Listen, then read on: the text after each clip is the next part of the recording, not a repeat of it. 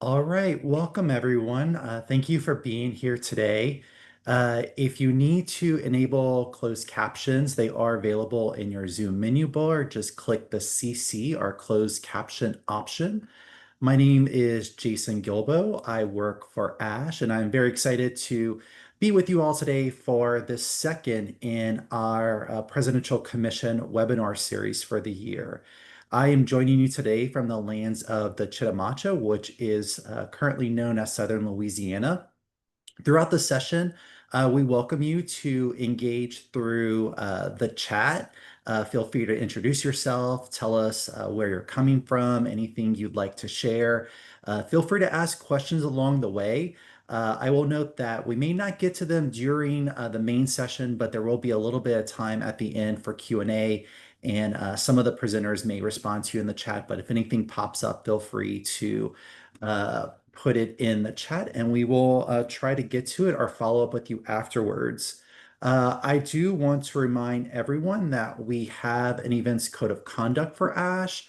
Ideally, in a perfect world, we won't need it, but just in case we do, it is there. I put that link in the chat. If there are any conduct issues that come up, feel free to message me privately or send me an email. And with that, I want to thank and turn it over to one of the co-chairs for our Presidential Commission, Dr. Veronica Jones-Baldwin. Good afternoon or morning, depending where you are. I wanted to send a quick greeting from the commission. I am the co-chair, and I'm leading with Dr. Caleb Briscoe. Our other members are Rashonda Breeden, Jorge Bermicki, Crystal Garcia, Ryan Miller, and Lauren Shook, some of whom are with us today. So I will Jason posted the link to the website for the commission so you can learn more about our work. I want to go ahead and get right to our panelists today because we have a great group. We're really excited for this great group of administrators and scholars to share their expertise with us. So we have with us here today Natasha Kroom. She should be in a minute. She is the Associate Dean for Academic and Student Affairs of the Graduate School and Professor of Higher Education and Student Affairs at Clemson University. We have Leslie Gonzales, who is the Department Head of Educational Policy Studies and Practices and the Director of the Center for the Study of Higher Education and Professor of Higher Education at the University of Arizona. We have Richard Reddick, who is the Senior Vice Provost and Dean of the Undergraduate College and Professor in the Program in Higher Education Leadership and Policy at the University of Texas at Austin. And we have William Smith, who is the Chief Executive Administrator for Strategic Initiatives and Mental Health Justice at the Huntsman Mental Health Institute, the John M. Huntsman Presidential Chair in the School of Medicine, and Distinguished Professor in the Department of Education, Culture, and Society, and the Ethnic Studies Program at the University of Utah. Thank you so much for being with us today. We are all really excited to hear your expertise. And we have a set of questions for you all that will kind of facilitate our conversation, but we are open to wherever the dialogue will lead us today. So this does not have to be a roundtable style where everyone takes turns and answers each question. So feel free to jump in whenever it moves you. But we're really excited for you all today. So to begin, can you briefly describe how recent changes in federal and state policies have directly impacted your work as an administrator? I guess I can take a stab at that, Veronica. It's good to see everybody here. Good to be here with Leslie and William. It's a esteemed group to say the least. I would say the use of the word recent is interesting because in Texas, it's not really recent for us. We've been doing this for some time. And I came into my role in 2022. And I remember like doing something I think was fairly innocuous. I'm a researcher in diversity, equity, and inclusion. And I was going to connect with a reporter, and one of my colleagues said, have you talked to the comms team about what you're going to say? And that's when I learned the concept of administrative voice. Because even as an associate dean, I still had degrees of freedom, but as a senior academic officer, I feel I have very much have to be very careful in how I engage, even in the most sort of innocuous things, even when you're talking specifically in areas of research interest. And being that we are all higher ed scholars, anything that happens in higher education, we can opine on from a scholarly perspective. But especially when I started thinking about the dimensions of the things we do. So when I talk or I speak, I'm not just speaking on behalf of Rich Reddick, I'm speaking on behalf of a whole college and a unit. And if there are blowback or there's issues, then I and my team will sort of deal with that. So it was challenging to find the right space. So I think we probably all have all done this where we've found those spaces and we speak, reminding people that we are speaking from the perspective of a scholar in the space and we're taking our administrative hat off, as I'm doing now, by the way. Uh, so it's very clear that those lines are not crossed, but invariably you're dealing with people who are not the best faith actors.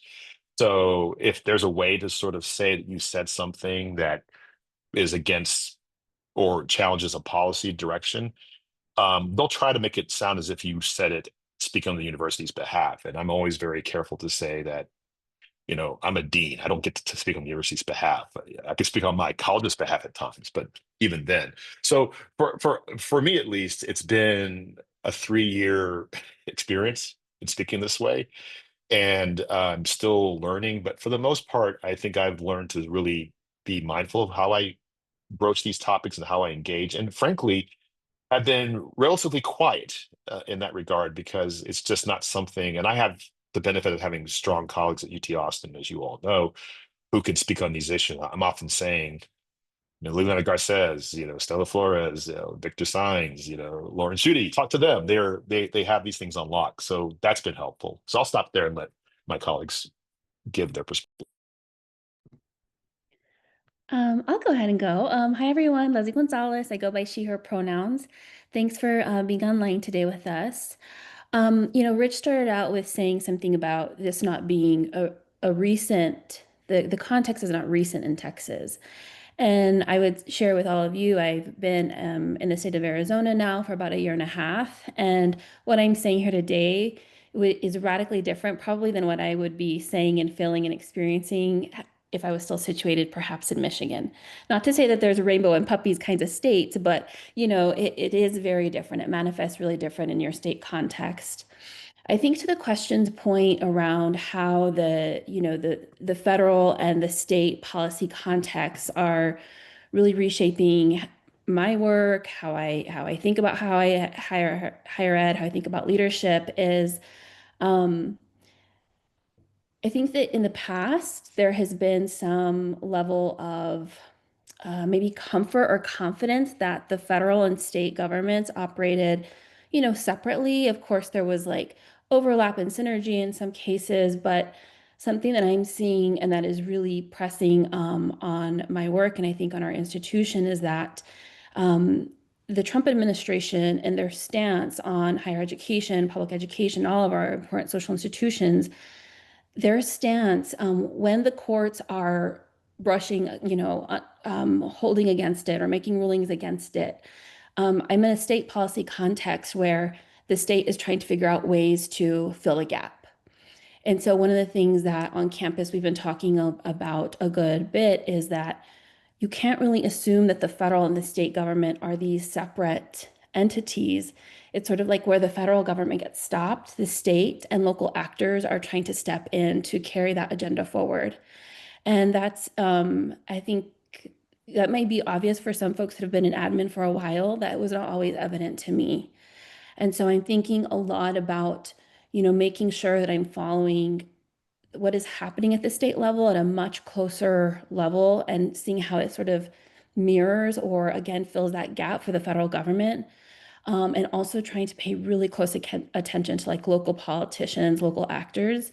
In the state of Arizona, it is a very active, this is where the Turning Point Foundation, I believe, was founded and is situated. So there's a lot of activity in Arizona. So I am trying to keep a really, really informed eye on both federal, state, and local actors in a way that I never had, understanding that they're working together at a level that I maybe naively hadn't conceived of before. So that's been helpful to me, even if scary. Greetings, everyone. It's great to be here, and thank you for the invitation. And first, I want to say ditto to everything that Richard said, so I don't have to re-qualify what I'm going to say. So I'm really here to speak as a researcher, higher ed researcher, um, with more than half of my career probably being an administrator. And I think to hear what Richard had to say also puts me in a position to think that Utah, Texas, and Florida are both in a race for regression and oppression. And so some of these things that are occurring in this current administration, we've already started even before they were put in office. So I had like a couple of points just thinking through this. These recent changes have kind of shifted somewhat from supportive to very restrictive. So they're targeting equity related initiatives and creating an environment that is full of surveillance and fear. That's what I'm getting at here at the University of Utah. And my current role as the Chief Executive Administrator in the Huntsville Mental Health Institute, I'm mostly in the School of Medicine now in the Department of Psychiatry.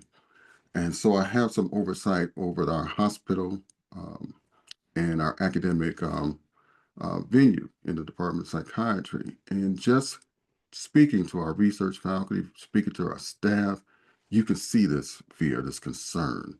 And so that's what the campus is kind of feeling like. People are looking to leave, but leave where? Where do we go? All right. So administrators must now dedicate significant time to policy compliance and risk assessment. And rather than, being innovative and student-centered in their perspectives. So that makes us be more on the defense. And that's part of the problem. And it's not just a current problem, it's a long-term problem.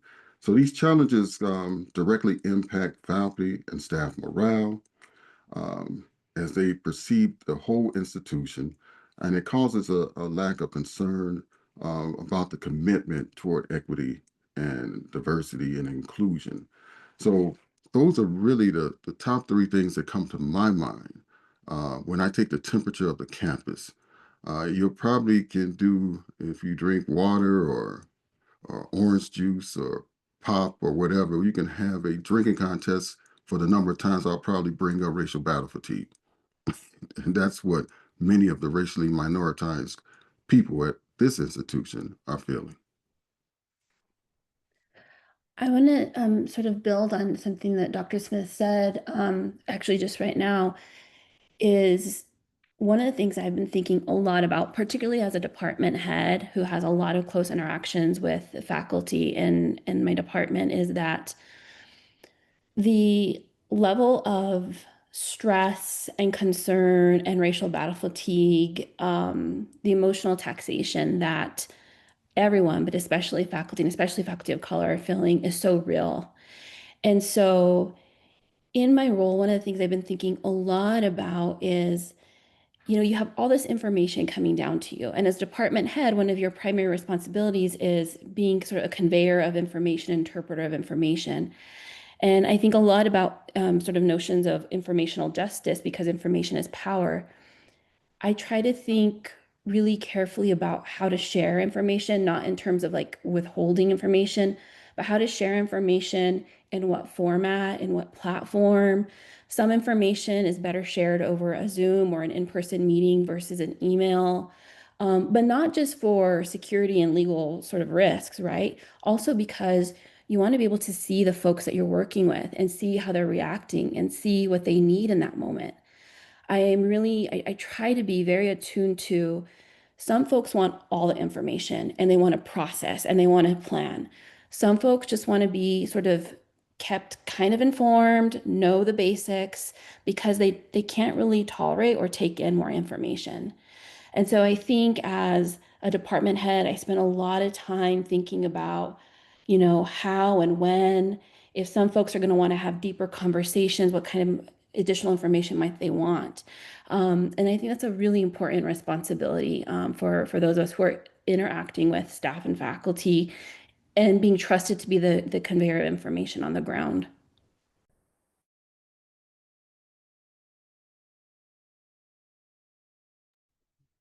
Thank you so much for sharing in that first kind of kickoff question.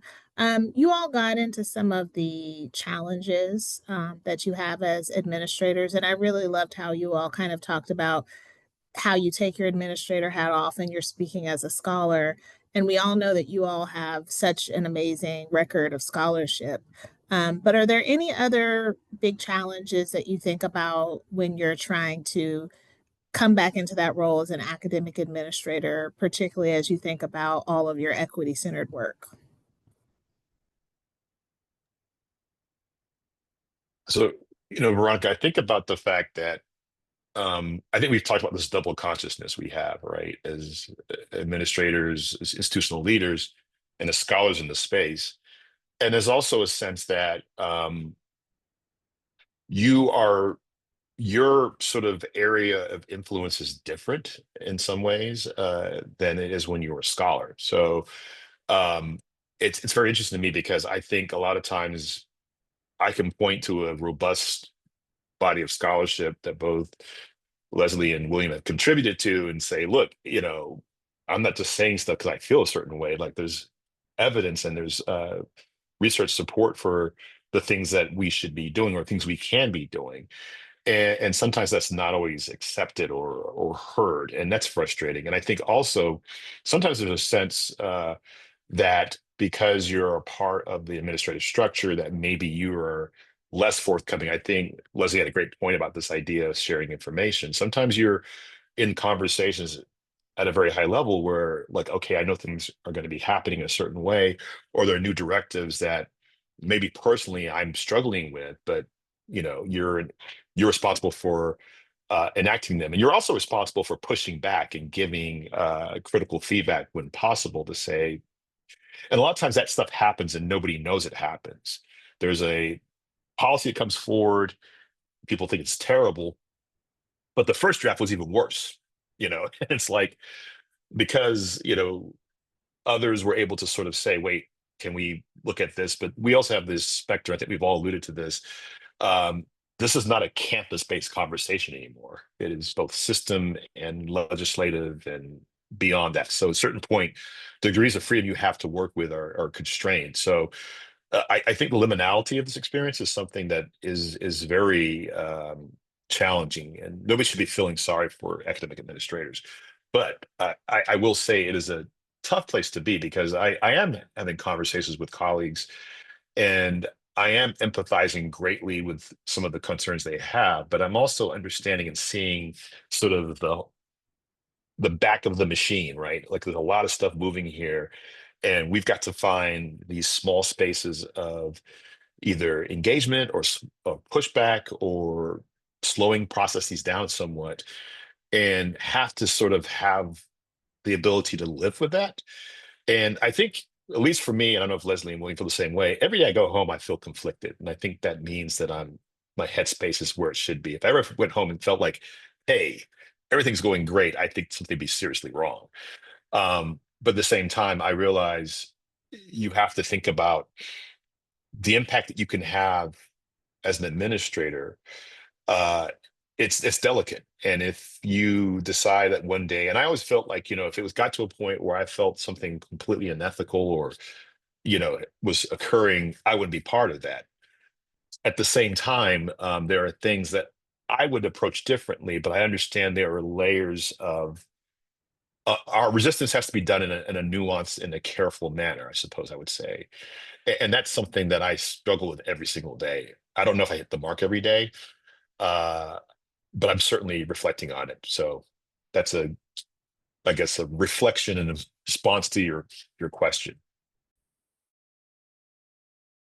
I think you, in your response to the question, it's making me look at this in a way that I've been struggling with for a while with higher education. And I think the biggest challenge is that we, as so-called progressives, spend most of our time being reactionary or playing defense instead of being intellectual architects of justice. Until we start to shift from constant crisis management mode to protective structural redesign, we will remain trapped in this kind of cycle of inequity. And that's what it seems like over and over, decade after decade, we've been doing. And that's not to diminish the hard work that we've accomplished. And you both well stated that. But we have to look at what's happened, particularly here in Utah. Things passed in July of last year that abolished our Black Cultural Center, our Women's Resource Center, our LGBTQ Center. Um, it's hurt ethnic studies. So these state and federal mandates have weaponized policy to chill equity centered initiatives across the board, forcing leaders to navigate kind of this minefield of compliance rather than focusing on transformation. And that's what we're supposed to be about. We're supposed to be transformative agents. So these kind of institutional cultures that has been created is all oftentimes risk adverse. So we prioritize reputation management over bold kind of equity centered action. And then the funding that we've lost in this state, the funding cuts constrain our opportunities to create a systemic interventions, leaving administrators like myself to act as advocates rather than empowered change agents. And so we really have to think about that. Equity leadership requires that we build durable systems that kind of outlast these kind of political shifts. So we can reframe equity work as institutional excellence rather than an optional add-on. And I think that is probably one of the biggest challenges, irrespective of who is in the White House.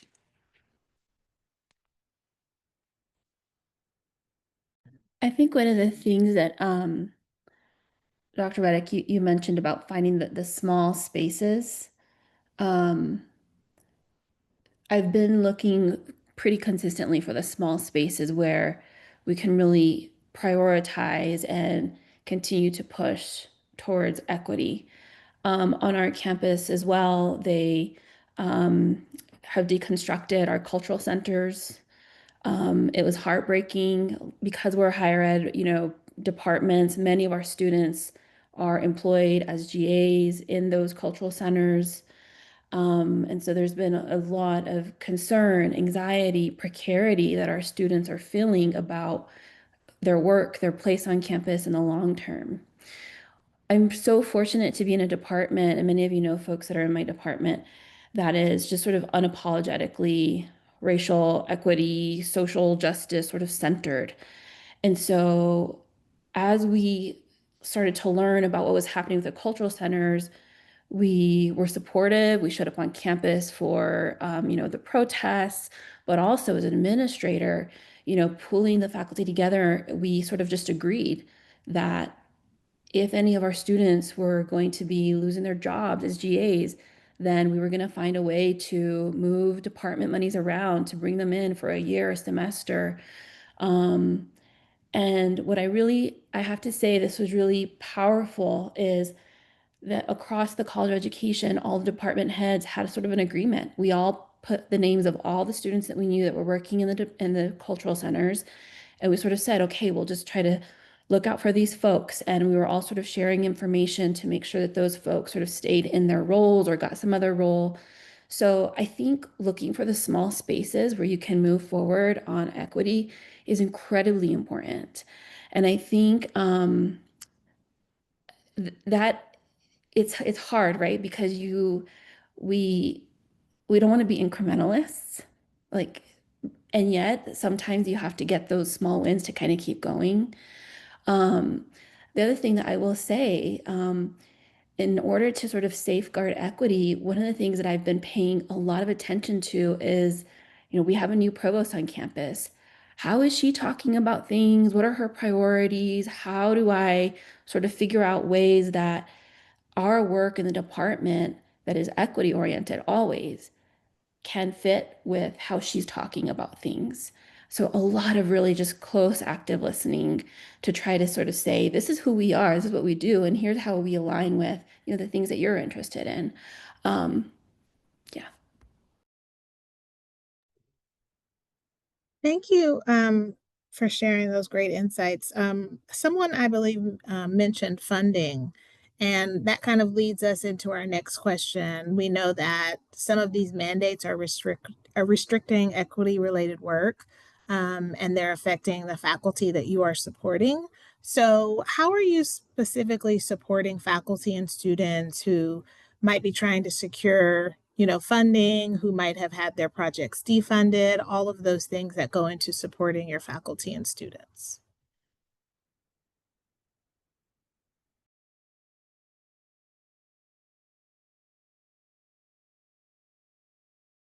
Well, I'll go since I just met with our research faculty in the Department of Psychiatry, and everybody's stressed. And they're stressed because they're just unsure. Um, Many of them are assistant professors who are trying to start their career off, and it's really hurtful to be starting your career off in this kind of climate. So some of the things that we are encouraging faculty to do is to collaborate across institutions to pool resources and share access to databases and things like that. We're trying to leverage some of the institutional discretionary funds and seek partnerships with professional associations to sustain the research and also to donors. We still have a robust pool of donors, although it seems like they can't give as much as they have historically given. And then one of the major things that we have to do, particularly, well, it's across all faculty groups, assistant, associate, and full professors, but we have to have mentorship and advocacy. It's become even more essential today than maybe it has ever been, particularly for those who do research in this work. So we have to help faculty to and students and staff um, reframe their proposals to meet these new constraints without compromising scholarly integrity. So those are really important. And there's a part of my portfolio that looked at diversity, equity, and inclusion type things that had to be totally restructured. Words had to be erased. But even though we erase the words, we can't erase the effort, right? We can't erase the strategy. We have to be much more strategic. And sometimes we have to go back on history and remember that there used to be something called the Underground Railroad that got us to freedom. And so we have to find the Underground Railroads within higher education and outside of the community of higher ed into the larger community. Sometimes we are criminal in our thinking that we have the best thoughts because we have a PhD or JD or whatever, and we're in these Ivy towers. But we have to reach out to our community partners in ways that we never have before and never forget those relationships exist. I'll stop there.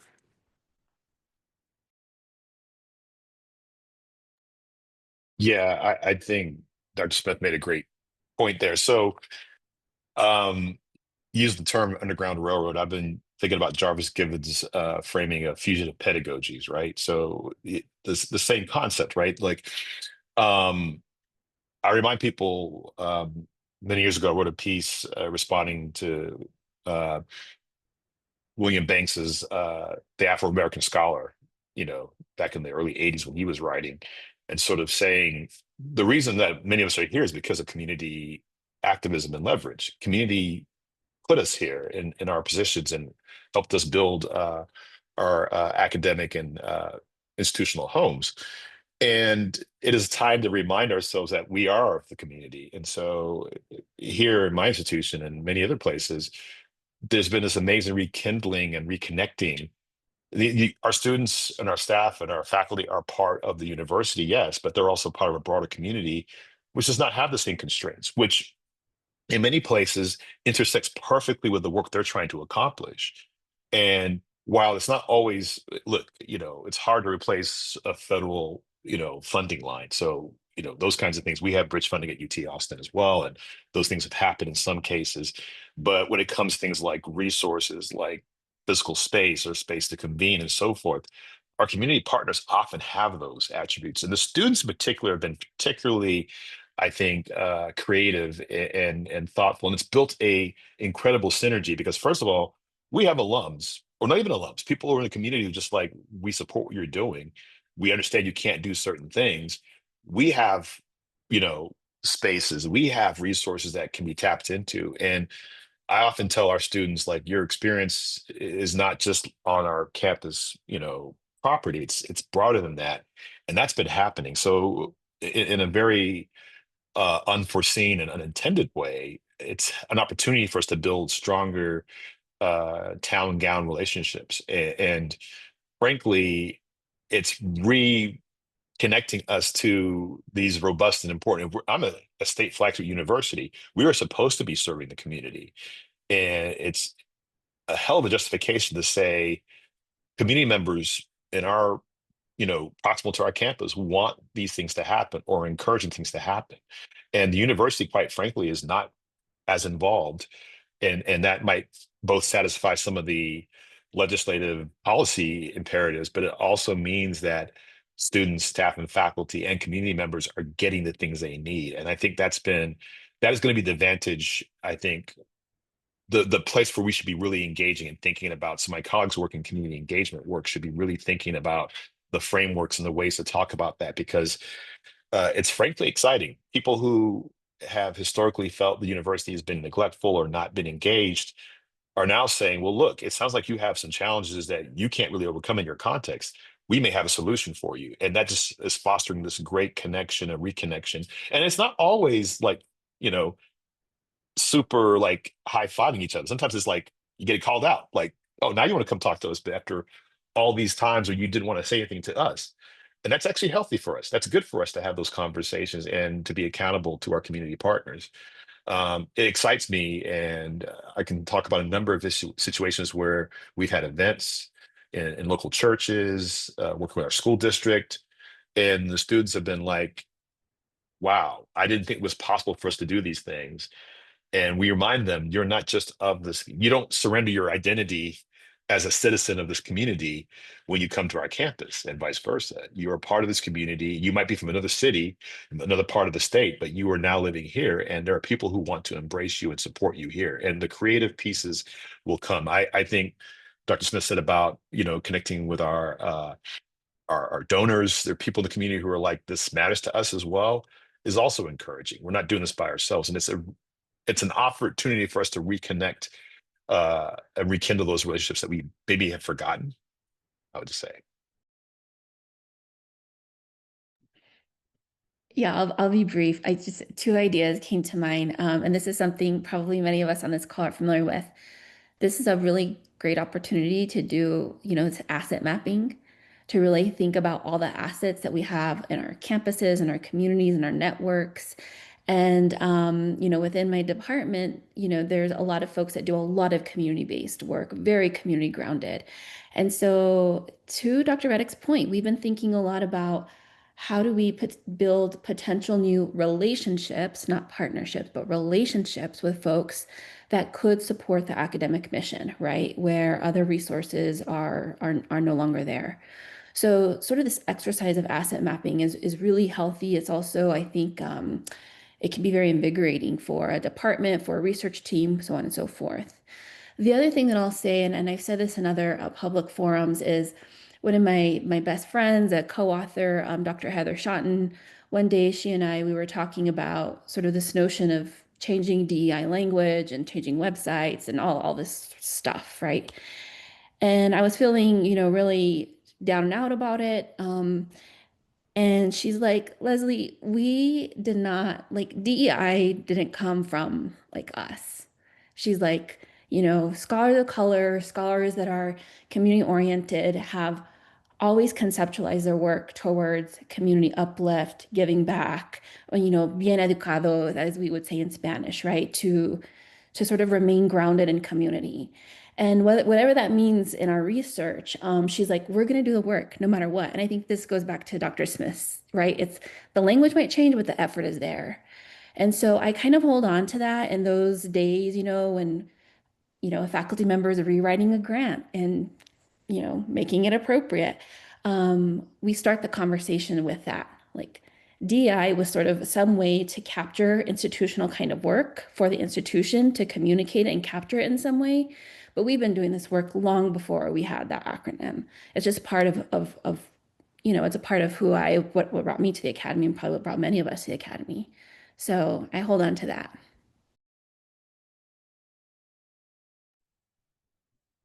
Thank you so much. You all talked a little bit about supporting students, and you gave some great examples and tapping into the community. And we can come back to students, but I know that we want to save some time for breakout rooms. So I wanted to make sure to get to our last couple of questions. Can you talk about the internal and external supports that you use? You all talked a little bit about responding to this climate. But are there specific like individuals or departments that you go to for support? And how do you stay true to those values as you're also trying to navigate and protect yourself and your position? It's a great question. I think it's been interesting because it's been institutional, it's been community regional, it's been national, international even. And I think one asset, and I'm going to call out the Gates Foundation as one of them. There are nonprofits and there are organizations proximal to higher education that work with higher education institutions that have been very, sometimes vocally and sometimes less vocally, but have been very engaged. So Institute for Citizens and Scholars, Gates Foundation, just to name two I can think of, who I believe are both doing things very prominently and also things quietly to have convenings to bring together. I was in a convening a while ago, one of the organizations, and they brought together folks both in institutions, but mostly people from the outside organizations that work with higher education institutions, the nonprofits, and basically saying, how do we, first of all, what's happening in higher education specifically? You're on the front lines, but then secondly, how can we be helpful? And I think one thing is, to Dr. Gonzales and Dr. Smith's point, I think to really communicate to the broader public what's actually happening. I think a lot of people, most of these initiatives, you look at what the Pew Research Center has done on statistics about how people feel at DEI, these are not popular ideas. They're not. Um, Despite the Rufo-led attacks on DEI, it's still polling about 52% positive. I mean, with all that stuff going against it, people, when you explain to them what it actually is and what it isn't, they kind of say this is important stuff. And I was working with some colleagues in the UK, and they were just like, and I asked them, I say, are you all dealing with blowback on DEI? And they're like, not really, because there are so many intersecting reasons why you would support improving access and inclusion in your organizational structures that, social justice, efficacy in business, the panoply of research we have to draw on, it's not really a thing. I mean, it's not that it's not threats, but not to the extent that we're doing. So sometimes it's reminding people of that. Uh, Catherine Rampart did a piece in the New York in the Washington Post a little while ago, talking about educational services being this massive part of the economy. And we don't talk about that enough. Like bigger than natural gas, like higher education is part of that. And this is what makes higher education in this country great. And so it needs to be sort of a message and a way of leveraging people outside of the academy to remind people of This is something we do very well. We're not perfect at it. We're not the only people in the world who do it. We do it very well here. And more voices making that connection. I remind people of what it was like during the Fisher case, and we had the amicus briefs and we had all that support. It's not coming this time. So we need to start tapping into the other parts of society that could understand and appreciate and endorse this. But I will certainly call out those proximal organizations to higher education as being very helpful. Like I said, some of them are very vocal and very prominent. Uh, William T. Grant Foundation is another one of those, I would say. And then some of them are doing things quieter. Most of us are tapped into those in some way, but I would look to those organizations as places where the work is happening.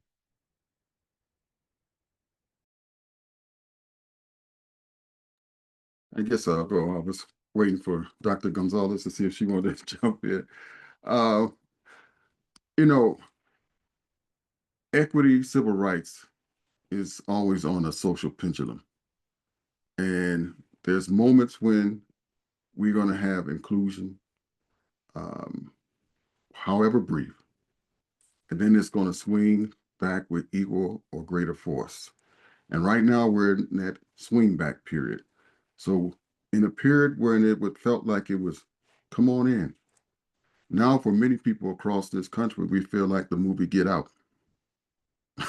So, and and I'm being really serious about that. So, and to really address your question, um, internally, I work very closely with legal counsel, with the former diversity offices and officers, however they've been reconstructed at our institution, trusted senior level administrators, because not all of them buy into this, right? So you have to know who you're talking to. And then we try to strategize responses that align with institutional values, right? So the mission and the values still seem to hold weight, even though it goes against the attack. And some people forget that. So somehow we get this done, and several faculty members and myself somehow got a center called the Research on Race, Health Justice, and Public Policy passed in this climate. I don't know how we did it. But we've been working on it for 4 or 5 years. It happened. So that kind of gives us hope where we can use this center to gather people around to think about intellectual resources and talent and how we pull that together to be more strategic on campus. Now, of course, we're dealing with some limited funding. That all of us are dealing with. So we have to negotiate that. So I balance kind of personal and professional risk by grounding decisions based on these institutions' mission and then ensuring equity goes across the board um, on our health, um, mental health side of campus, and also our main campus. So at the core of everything, we have to push and frame this as kind of enhancing academic excellence and the need for student success. And so if we continue to push down that road, I think we can still meet some of the and address some of the concerns that we have always had. But again, we have to remember, as I started off saying, we have to get off of defense and play offense. I'll talk a little bit about an internal structure that has been really important and supportive. And I want to start by giving it up for our interim college dean, Regina Delamine, who's serving as our interim dean right now. She has asked anybody who's interested in the college to come together for these community conversations. That's what we're calling them.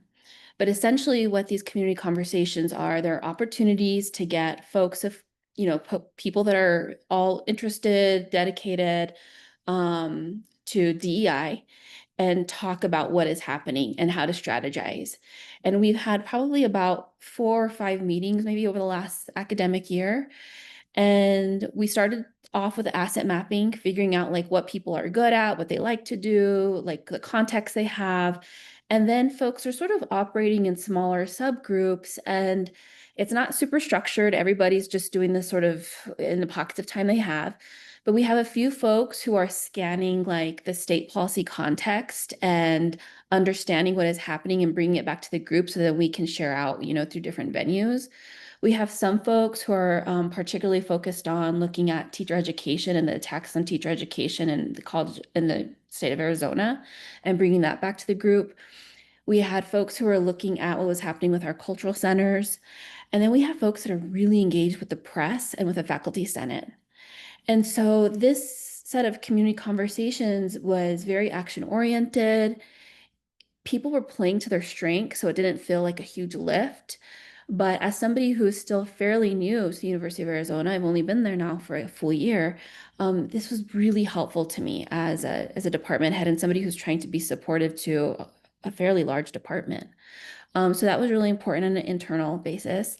Externally, I think most academic administrators have a group chat of folks that they can turn to. I know I have a group chat, filled of all my women of color friends.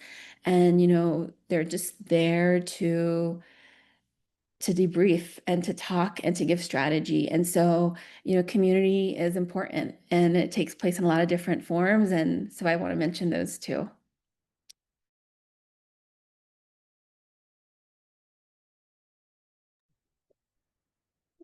Well, thank you all so much for your words of wisdom. I think I'm going to put a pause there on our panel questions so we can have time for us to engage with our invitees, I guess, for this webinar, and everyone who has joined us today. So we're going to open up the breakout rooms, and the commission members are going to help facilitate. We have a couple of discussion questions that we'll post in the chat to get the conversation going. But again, this is an open conversation to share our thoughts and experiences. And we want to reiterate that this part of the webinar will not be recorded. So we encourage you to have open and candid conversations, whatever you feel comfortable with. So panelists also feel free to join the breakout rooms if you want to. And Jason is going to help us facilitate getting those open.